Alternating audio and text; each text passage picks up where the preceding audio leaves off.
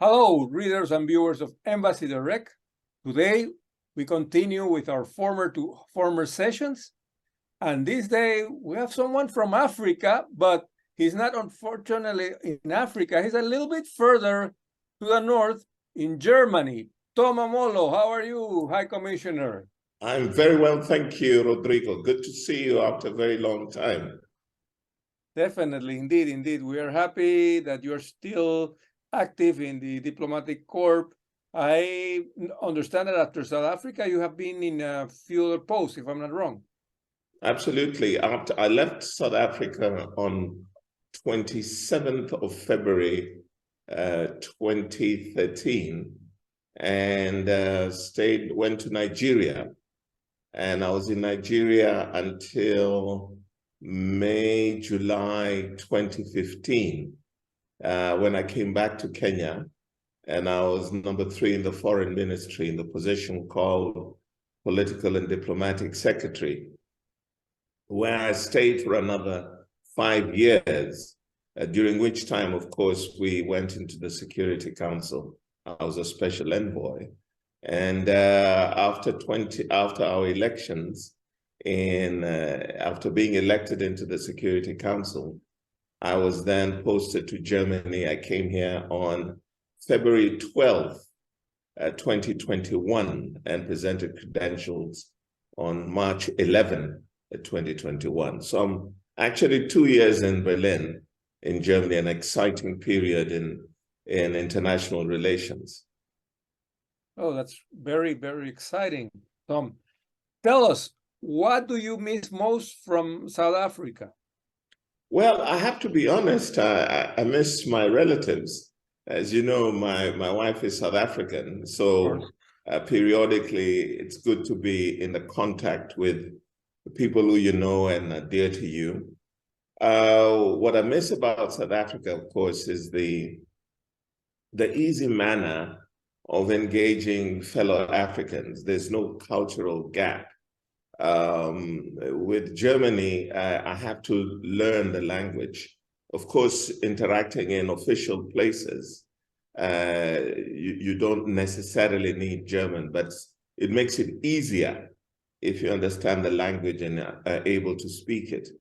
So even looking at papers, I have to have a translator. I'm trying to learn German, but after a few decades of life, it's a bit more difficult to learn the language than it used to be.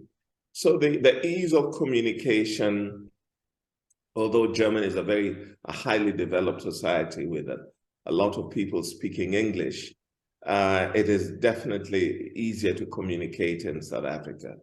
But I would put in terms of quality of engagement, I would put them at par, not because one is African and one is European, but the vast array and complexity of issues are the same. In South Africa, I was dealing with trade, I was dealing with consular issues, I was dealing with political issues, and so on. The same thing on this side. Of course, we have a higher investment in Germany in terms of trade, over 2 trillion shillings over the years.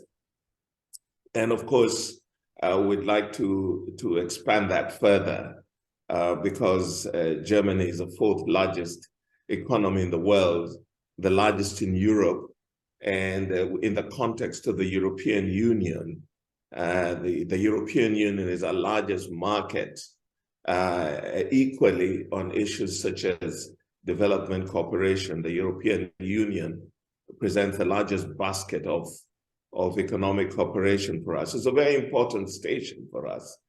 And as we go into the energy transition, the greening of the world and so on, Germany has become a principal player, and therefore it's very critical for us to be in the heart of it.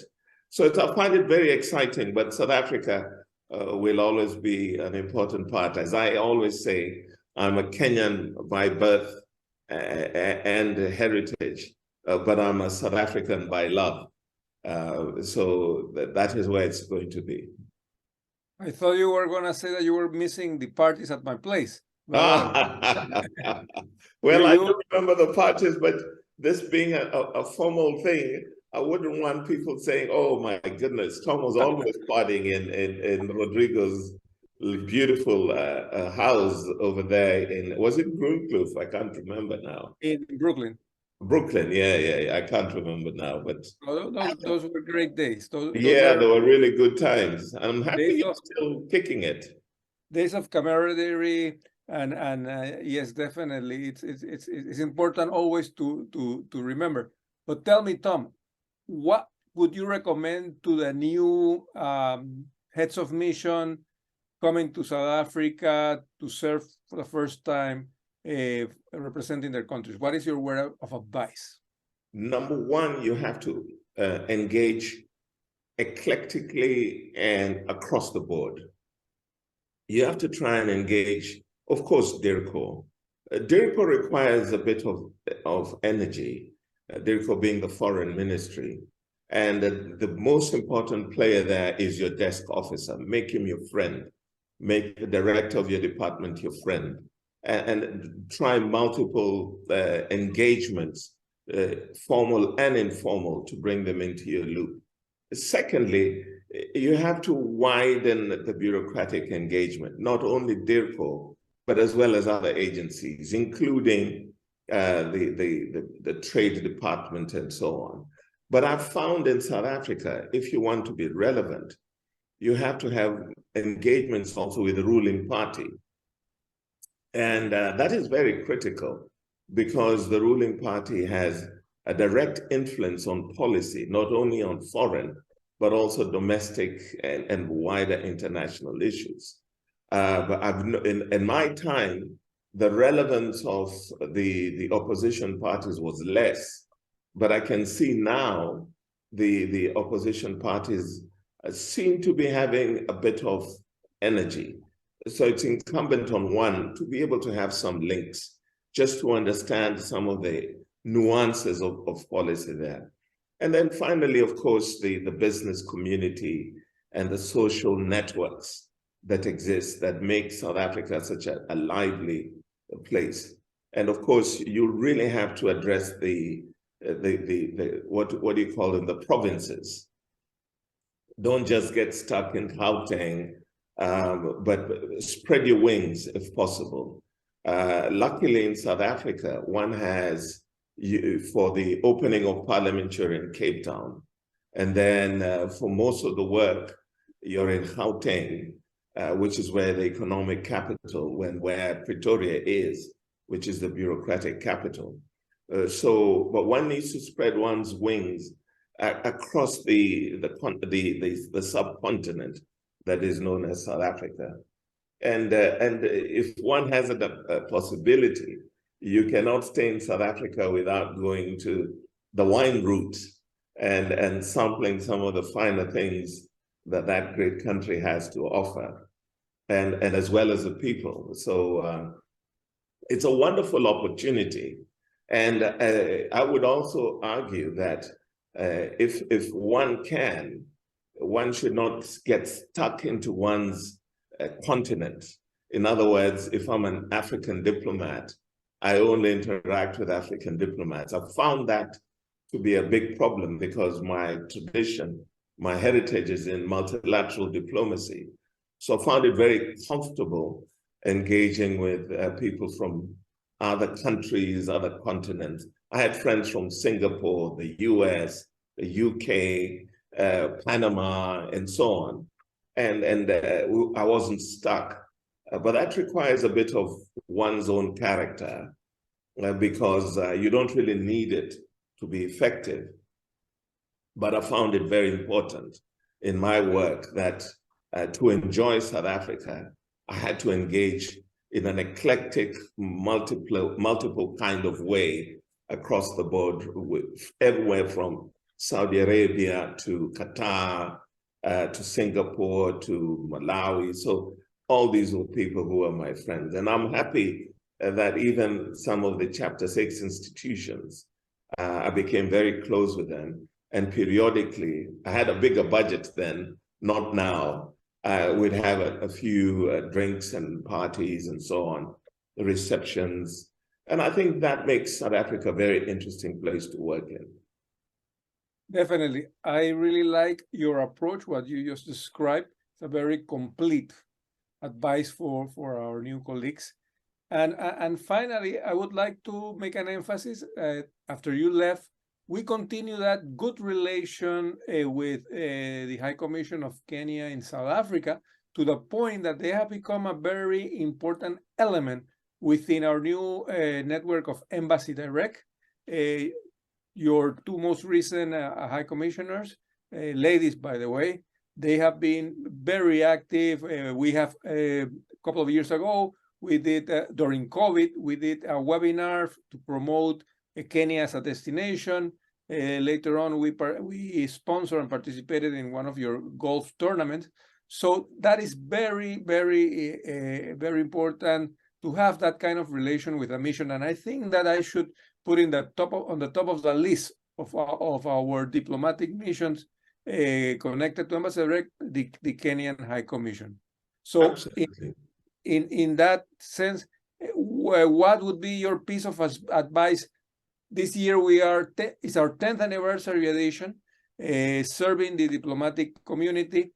Probably while you were here, I was not there yet, but that was the start of the magazine. Probably you moment to a copy of it in your mission. But regardless of that, what would be your main advice to a media platform like Embassy Direct in its 10th anniversary? Well, first of all, let me say a bit about my colleague, Ambassador Catherine Wang, who was a fantastic diplomat. She and I was the special envoy for our campaign for the Security Council, and she was our ambassador at the African Union in Addis. And her incredible tact and an ability to transact across various spectra of international players was quite impressive. And I can see now with that she's been able to do that as well there. That equally, her predecessor there, Jean Kamal, who's now in Addis, was also an excellent player and quite not only a player in terms of politics, but also a good golf player. Both of them are good golf players. So going forward in terms of celebration, I think, and also enriching the content of what you're trying to do is probably to also, as Embassy Direct, not only be South African based, but to try and figure out at least once or twice, especially in a celebration mode, to bring in at least the subcontinent, if not SADC, but at least the neighboring countries. That would be a decent way of doing something, including something around golf, something around an event which brings in the leadership, not only of the bureaucracies, but also of the ruling party. I think that would enrich the content of your engagement, and try and figure out, especially now, of course, there's no COVID, but if one has an ability to have a sit-in or standing-in event where people can showcase their country's wares, everything from fruit to vegetable to food to maybe just culture, because as you know, culture really elevates engagement across the board. And it also brings the younger people into the mix in understanding what we do for our countries and for them. So this would be my parting shot. And as always, if during those events you find it useful to have somebody from outside of the continent calling in to say hi, it wouldn't be a problem. I know that when we were there, the ambassador of Singapore, the High Commission of Singapore, was a good friend of yours and mine. So it would enrich the event greatly if you had, during the anniversary, some of your old friends calling in for maybe 2 minutes a pop just to say, hey, Rodrigo, what's up? You know, that would be a good way of summarizing that 10 years. But excellent work, Rodrigo. Kudos, well done. Thank you so much. I'll take your word for that and pass it to my management team about your initiative. Thank you so much for your time today, Tom. I wish you all the best in your mission in Germany, and hopefully you are sent someday either to my country or to Singapore, where we have common friends, or back in South Africa. Hopefully back to South Africa. Readers and viewers of Embassy Direct, this has been our good friend Tom Amolo from Germany. Muchas gracias, hermano. Muchas gracias.